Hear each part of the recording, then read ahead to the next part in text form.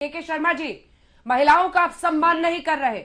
आप देश को फिर से बांटने की साजिश के तहत ये सब कुछ कर रहे हैं। और असदुद्दीन ओवैसी साहब का कहना है कि ये भारत के संविधान के आर्टिकल 14 के खिलाफ है। जवाब दीजिए। अंजना जी, 2014 के बाद इस देश में जो कुछ भी हो रहा है, ओवैसी साहब के हिसाब से तो सब कुछ असंवैधानिक ही हो रहा है। आपको मैं दो तीन चीज स्मरण कराता हूँ। ट्रिपल तलाक पर आपने बहुत डिबेट किया है अंजना जी। क्या कहते थे ओबीसी साहब? छाती पीट पीट कर चिल्लाते थे ये और मुस्लिम पर्सनल लॉ बोर्ड यही तो कहते थे संविधान के विरुद्ध है। अंत में सुप्रीम कोर्ट ने निर्णय दिया और उसके आधार पर कानून भी बना और उसके कानून को चैलेंज भी किया गया और उसके बाद भी निर्णय हुए। तो संविधान, ये बैरिस्टर की पढ़ाई जरूर किए हैं, पर जब ये भारत में आकर संविधान की बात करते हैं तो ये बैड मास्टर हो जाते हैं ओवैसी साहब। और दूसरा भी बताऊं, जब सीएए का कानून आया तब भी यही बात हुई। राम जन्मभूमि का जब निर्णय हुआ तब भी इन्होंने कानून विरुद्ध बताया। धारा 370 का निर्णय हुआ तब भी कानून है। मेरा केवल ये कहना है कि आप जो वो विपक्ष में है वो सवाल पूछते हैं, मेरे सवाल का जवाब दीजिए। ठीक है शर्मा साहब, जरा लव जिहाद पर पहले आते हैं। मुझे बताइए लव जिहाद में ये कैसे साबित होगा? एक सिंपल सा क्वेश्चन है, आप ही बता दीजिए। क्या कोई भी दो धर्मों के बीच में शादी करेगा तो पहले सरकार को बताएगा? ये कैसे स्थापित होगा? आरोप दोनों तरफ से लग सकते हैं। ऐसे में कैसे, मतलब क्या सोच है आपकी, क्या रोड मैप है इसका? लव जिहाद क्या होता है, जरा समझाइए। अंजना जी, आप एक वरिष्ठ जो है एंकर हैं और पत्रकार हैं। आपने इस समस्या, मैं समझता हूं कि जो लोग विरोध कर रहे हैं पहले वो लव जिहाद की समस्या को पूरी तरह समझ लें। न किसी के किसी से प्रेम करने पर कोई आपत्ति है, न किसी के किसी से विवाह करने पर कोई आपत्ति है।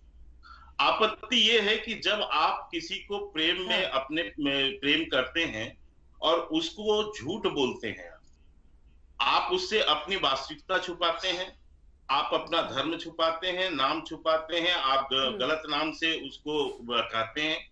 और जब वो प्रेम जो है विवाह के रूप में परिणित होता है, होने जा रहा होता है, तब आप उसको प्रताड़ित करते हैं इस बात के लिए, या दबाव बनाते हैं कि आप अपना धर्म बदलिए। धर्म बदल के आप पहले मुस्लिम होइए, फिर इसके बाद उस समय आप उससे अपनी वास्तविकता खोलते हैं और उसके बाद आप कहते हैं कि नहीं, आप जो है अब आपको धर्म बदलना होगा तब आपकी शादी हम करेंगे। या विवाह करने के बाद ऐसे बहुत से केस आए जब दबाव बना के उसको ये कहा गया कि जो है आप जो है अपना धर्म बदलिए। तो ये जो समस्या है धर्मांतरण की, इसकी मूल समस्या पर जाइए। इसकी ये नहीं है कि आपके किसी के प्रेम पर आपत्ति है, आप खूब प्रेम कीजिए ना। बहुत से उदाहरण है देश के अंदर, बहुत आप अंतर जाति क्या, आप अंतर धार्मिक विवाह कीजिए, किसी को कोई आपत्ति नहीं। लेकिन किसी के साथ चिट करना, किसी के साथ आप झूठ बोलना, किसी को जबरदस्ती जाल में फंसाकर उसका धर्मांतरण करना, उसके ये अपराध है। और इस अपराध में कहीं कोई संविधान मुझे बताए, धारा 14, धारा 21, जो ओवैसी साहब बहुत बड़ा ज्ञानी बन रहे हैं, जो संविधान का ज्ञान देते हैं, वो बताएं कि किस संविधान में लिखा है कि आप जो है उसकी विवाह के पहले उसका धर्मांतरण। जवाब दीजिए आसिम वकार साहब, बताइए। ठीक है, जवाब दीजिए। देखिए, जबरदस्ती आप कुछ भी कर लीजिए, आप सत्ता में हैं, आपके पास ताकत है, लेकिन सच्चाई यह है कि ईमानदारी से आप भी जानते हैं कि आप जो भी कर रहे हैं सब गलत। लव जिहाद नाम की कोई भी चीज देश में नहीं है। लव जिहाद का जो अल्फाज है वो भारतीय जनता पार्टी से जुड़े हुए लोगों की और बीजेपी और आरएसएस के जहन रखने वाले जो मानसिकता के लोग हैं उनकी ये देन है। लोग शादी करते हैं आपस में, बालिग होने के बाद अगर एक दूसरे से कोई प्यार मोहब्बत है, एक दूसरे को पसंद करते हैं, चाहते हैं, तो अब भारत सरकार और उत्तर प्रदेश सरकार और मध्य प्रदेश सरकार ये चाहती है कि लोगों की जो निजी जिंदगी है, शादी है, उनके बच्चे हैं, उस पर भी ये कंट्रोल चाहते हैं। ये आदमी के अंदर घर में घुसकर लोगों की जाती जिंदगी में दखलंदाजी करके उनकी जिंदगियों में लगाम डालने की कोशिश कर रहे हैं। मैं समझता हूं कि एक सरकार को, सरकार को, वकार साहब, क्या एक भी केस आपकी नजर में, एक सवाल है आपसे, क्या आपकी नजर में एक भी ऐसा मामला नहीं आया है जब धर्म के नाम पर किसी के साथ धोखाधड़ी की गई हो, शादी के बाद जबरन धर्मांतरण कराया गया हो? मतलब ये तो फिर आंखों पर पट्टी वाली बात हो जाएगी अगर आप कहेंगे कि आज तक ऐसा कोई मामला हुआ ही नहीं, और अगर ये अपराध होता है धर्म के नाम पर तो फिर इस पर नियंत्रण क्यों नहीं।